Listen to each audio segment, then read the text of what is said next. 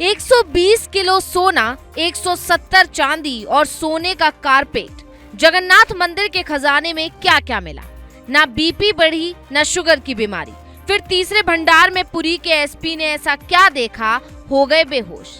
क्या ओडिशा सरकार खजाने का पैसा अपने पास रखेगी? 46 साल बाद खजाना खोलने की जरूरत क्यों? कहते हैं भगवान के खजाने पर इंसान नजर डाले तो उसका हश्र सबसे बुरा होता है। क्या ओडिशा के भगवान जगन्नाथ मंदिर में 14 जुलाई के दिन जो हुआ वो इसी का संकेत था? अर्धसैनिक बल के सैकड़ों जवान, ओडिशा पुलिस के हजारों सुरक्षा कर्मी और एएसआई के बड़े बड़े विद्वानों के सामने कुछ ऐसा ही हुआ जिसकी उम्मीद किसी को नहीं थी। पुलिस प्रशासन अपने साथ सांप पकड़ने वाली 2 टीमें लेकर गया था। आशंका थी कि खजाने को हाथ लगाएंगे, उसका ताला खोलेंगे तो सांप बाहर आ सकते हैं। लेकिन सांप तो बाहर नहीं आया, पर एसपी पिनाक मिश्रा ने कुछ ऐसा देख लिया जिसके बाद वो बेहोश हो गए।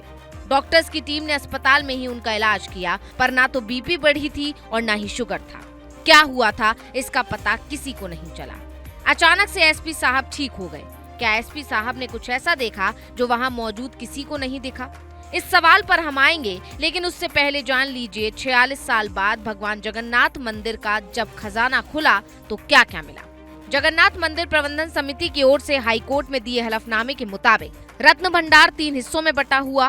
पहला है आंतरिक, दूसरी बाहरी और तीसरा वर्तमान भंडार। आंतरिक रत्न भंडार सरकार की अनुमति से 1985 में खुला था, अब दूसरी बार खुला है। इसमें 50.6 किलो सोना, 134.50 किलो चांदी रखा है। सोने के कारपेट की बात कही जाती है। बहुत सारा ज्वेलरी इधर डेकोरेट कर रहा था और मैंने सुना था एक सोने का कारपेट उधर सिंह गर्भगृह से जहाँ जगन्नाथ विराजमान है उधर से एकदम सिंह द्वार तक ये सोने का कारपेट बिछाया जाता है।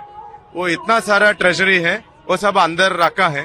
तो 100 साल से ये रामवेश भी बंद कर दिया। इसके अलावा बाहरी रत्न भंडार में जहां 95.320 किलो सोना और 19.480 ग्राम चांदी रखा है।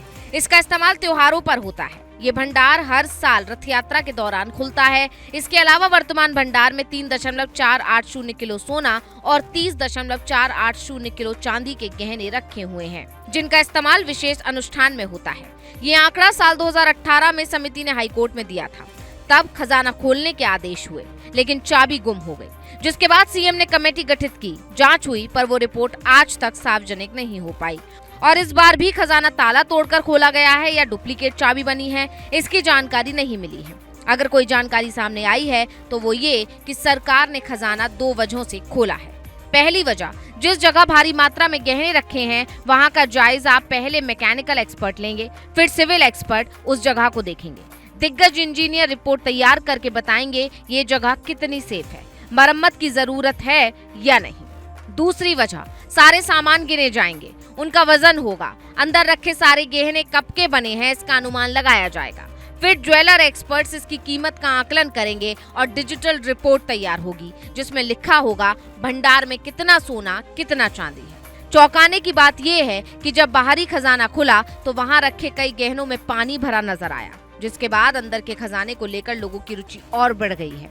कई लोग ऐसी अफवाह फैलाने में लगे हैं कि सरकार की नजर अब भगवान के खजाने पर है। साल 2015 में आज तक ने एक रिपोर्ट छापी थी जिसमें लिखा था मोदी सरकार मई में ऐसी योजना लाने पर विचार कर रही है जिसमें मंदिर अपने खजाने में जमा सोने को बैंक के पास जमा करवाएं और इसके बदले में बैंक से ब्याज ले।